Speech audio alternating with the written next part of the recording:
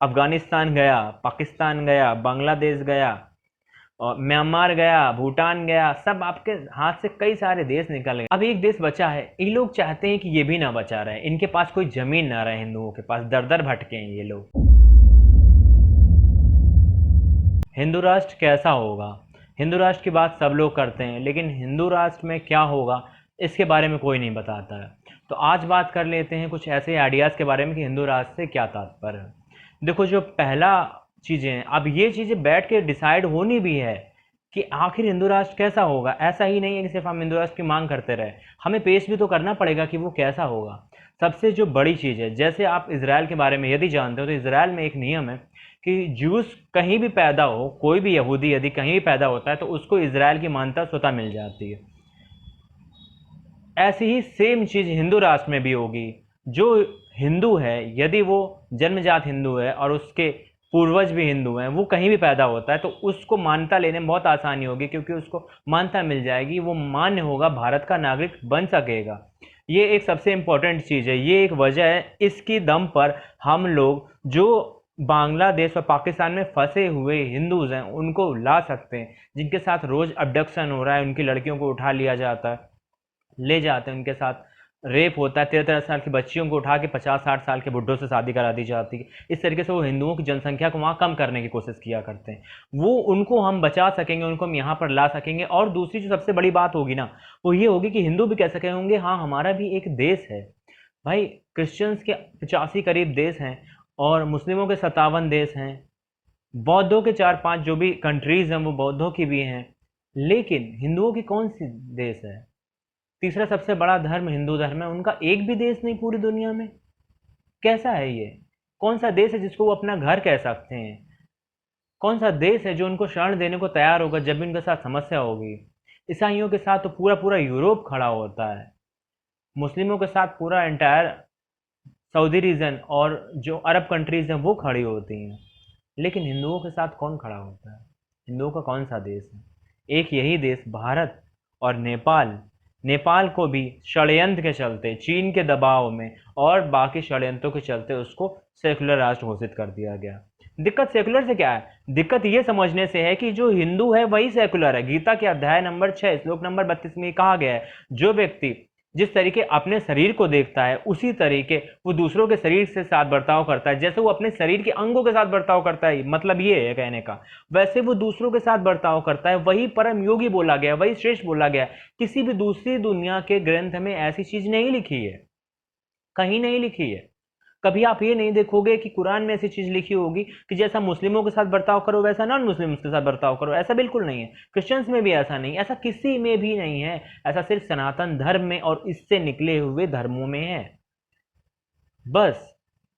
दूसरा कहीं आपको ऐसा नहीं पाओगे। दूसरा, मैं देखता हूँ कुछ दलित लोग हैं जो कुछ दलित लोग भी इसके अपोजिट में बात करते हैं। आखिर उनको नॉलेज ही नहीं है कि बात क्या हो रही है।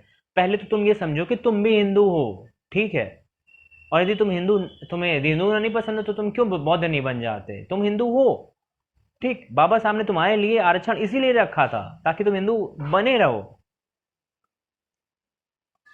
जितने भी पाकिस्तान में जो लोग झेल रहे हैं ना, जो समस्या पाकिस्तान में झेल रहे हैं, उनमें जानते हो सबसे ज्यादा कौन लोग हैं? बधुआ मजदूरी की करवाई जाती है उनके साथ, वो कौन लोग हैं? वो दलित हैं। वहां ये ब्राह्मण और क्षत्रिय नहीं झेल रहे हैं, वहां दलित झेल रहे हैं ये सारी चीजें।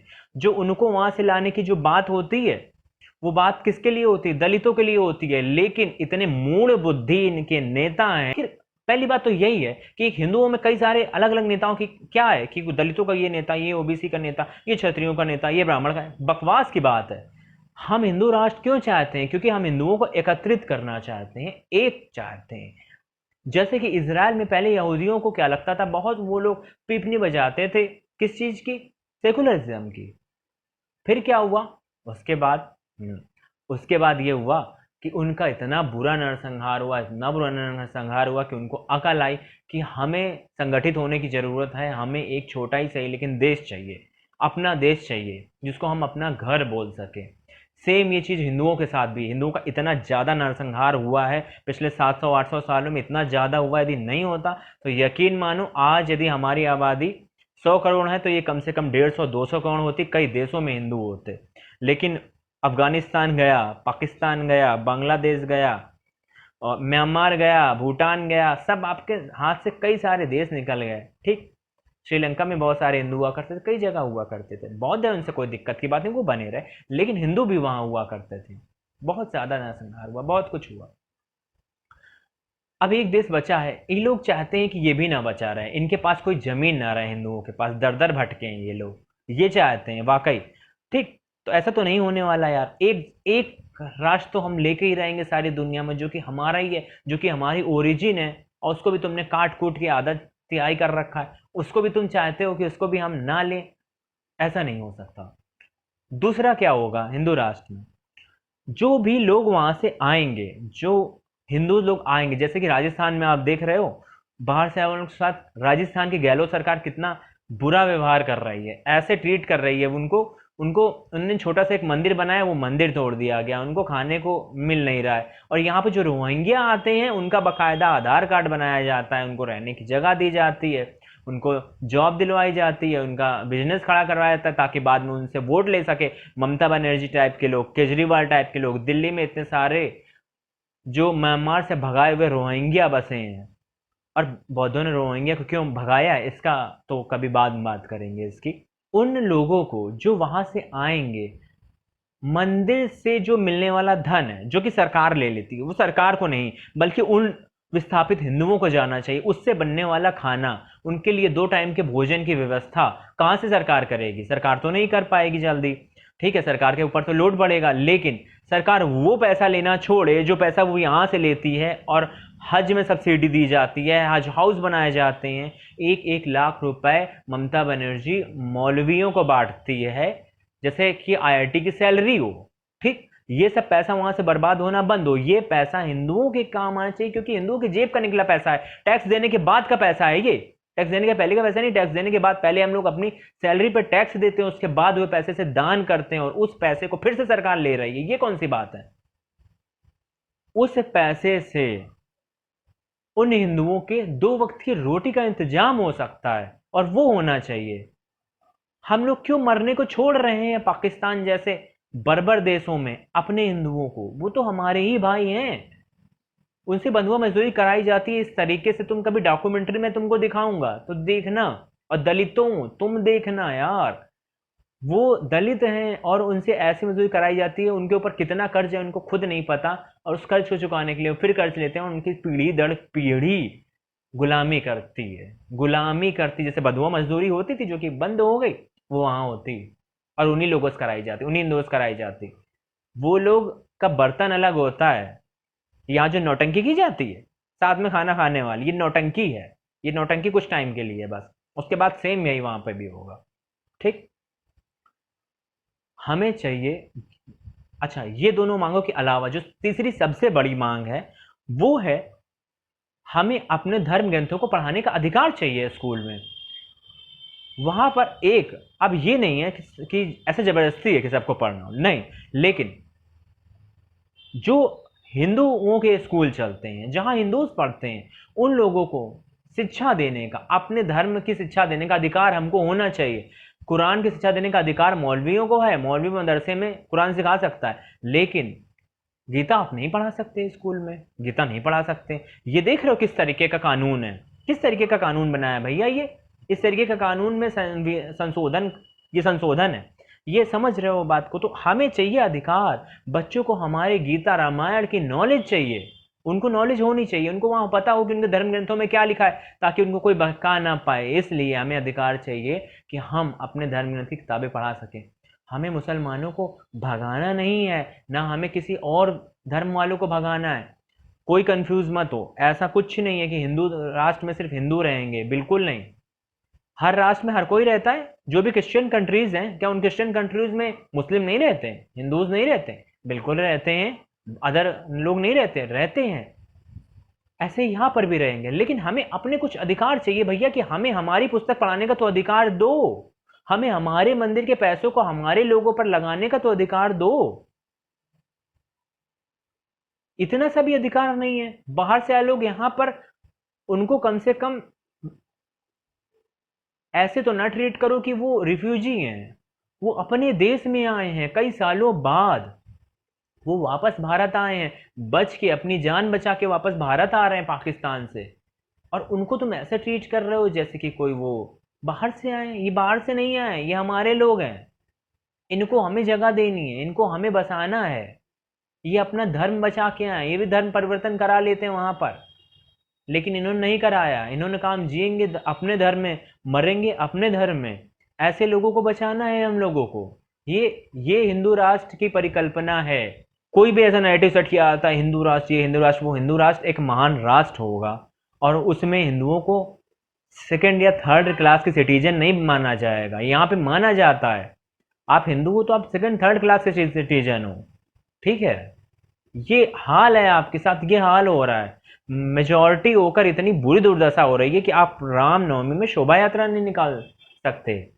कड़ी कार्रवाई होगी उन लोगों के ऊपर जो लोग इस तरीके के पत्थरबाजी करेंगे शोभा यात्रा निकालने पर। और क्या कहोगे अभी नहीं होती? वाकई नहीं होती, नहीं होती। एक अलग नियम बनेगा, इसके ऊपर सख्त नियम बनेगा। यदि आपने पत्थर चलाया, यदि आपने एक भी पत्थर चलाया रामनवमी पर, हनुमान जन्मोत्सव पर, कृष्ण जन्माष्टमी पर, दुर्गा पंडालों पर, यदि एक भी पत्थर चला तो उसके लिए गैर जमानती सजा होगी, जमानत नहीं होगी उसमें, इस तरीके की सजा होगी। हमें चाहिए अपने को प्रोटेक्शन भैया, हमें तुमसे कोई दिक्कत नहीं है, हमें खुद को प्रोटेक्शन चाहिए। हमें चाहिए कि जब हम रामनवमी की शोभा यात्रा निकाल रहे तो हमारे पर बेवजह पत्थर ना मारे जाएं। हमें ये राइट नहीं चाहिए कि हम तुम पर पत्थर मारे, हमें किसी पत्थर नहीं मारना, लेकिन हम पर तो ना मारे जाएं। इसलिए हिंदू राष्ट्र की मांग है, सारे हिंदुओं एक साथ जुट जाओ। जिस भी सरकार को वोट चाहिए ना, उसको हिंदू राष्ट्र बनाना पड़ेगा, दूसरे कोई चारा नहीं है। हमको हमारे ये अधिकार चाहिए। हम कोई स्पेशल नहीं मांग रहे कि हिंदू क्राइम करे तो उसको सजा ना हो, नहीं, बिल्कुल सजाओ, संविधान की जैसे ही सजाओ, जैसे संविधान में सजा लिखी गई वैसे ही सजाओ, ठीक है। लेकिन भैया हमें प्रोटेक्शन भी तो चाहिए। माइनॉरिटी से आज मेजॉरिटी डर रही है, अपने घर बेच बाच के भाग रही है कि कहां भागेगी वो, कहां भागेगी। नागालैंड में साधु नहीं घुस सकते। अच्छा, ये कैसा नियम है? ये नियम खत्म होना चाहिए। नागालैंड, देखो साधु, साधु पता है क्या है? साधु हमारे धर्म के सबसे ऊपरी पायदान पर आते हैं। जिस जगह पर साधुओं का आदर नहीं होता वो जगह शमशान घाट बन जाती है। आज नागालैंड शमशान घाट बन रहा है, ये आप देख सकते हो। वहां पादरी आ सकता है, मौलाना आ सकता है, लेकिन वहां हिंदुओं को कभी संत नहीं आ सकता। वाह वाह, ये है हमारे पिछली सरकारों की नीतियां, बेवकूफियां, बेवकूफों की बेवकूफ नीतियां। इसको खत्म होना जरूरी है। हम अपने लिए मांग कर रहे हैं, 100 करोड़ लोगों के लिए मांग कर रहे हैं। ये कुछ पर्सनल मांगे नहीं हो रही किसी की। 100 करोड़ लोग भैया, मेजॉरिटी चिल्ला रही है और मेजॉरिटी की आवाज सुनने को तैयार नहीं। कान में ठूस दिए रुई इन लोगों ने अपने, और सुनना नहीं चाहते हैं। सुनना पड़ेगा, सुनवाएंगे, इतनी जोर चीखेंगे कि रुई ठूसी लोगों के कान के पर्दे फटेंगे। तुमको सुनना पड़ेगा। तुम वोट लेते हो और वोट लेते टाइम तुम जातियों में बांटते हो। एक हिंदू में कई नेता, दलित का नेता अलग, क्षत्रिय अलग, ब्राह्मण अलग, ये अलग, वो अलग, बक ऐसे नहीं चलेगा। हिंदुओं की जो बात करेगा वो एक हिंदुओं की बात करेगा, जो अलग अलग बात करेगा उसको बायकॉट करेंगे, उसको बिल्कुल सुनने की जरूरत नहीं है। वो तुम्हें बांटने आया है, ठीक, वो कोई भी हो, वो तुम्हें बांटने आया है, हमें उसको नहीं सुनना है। हिंदू एक है, बस काम खत्म। बस हिंदू, उसके बाद काम खत्म। मुझे और कुछ नहीं चाहिए, सिर्फ इस वीडियो को जितना हो सके फैला दो। जिसके पास यूट्यूब चैनल, अपने यूट्यूब चैनल में डाल दो। कोई कॉपीराइट स्ट्राइक नहीं आने वाली, कोई क्लेम नहीं आने वाला। जो तुम्हें जो भी मेरी वीडियोस डालनी हो सब वीडियोस डाल सकते हो तुम, XYZ जो तुमको सही लगे वो सब वीडियोस तुम डाल सकते हो। किसी को कोई कॉपीराइट क्लेम नहीं देने वाला मैं, कोई स्ट्राइक नहीं आने वाली, कुछ नहीं आने वाला। इस चीज को तुम जितना ज्यादा हो सके एक एक हिंदू तक ये बात पहुंचा दो आज, बस। मुझे और कुछ नहीं चाहिए। जय हिंद, जय भारत।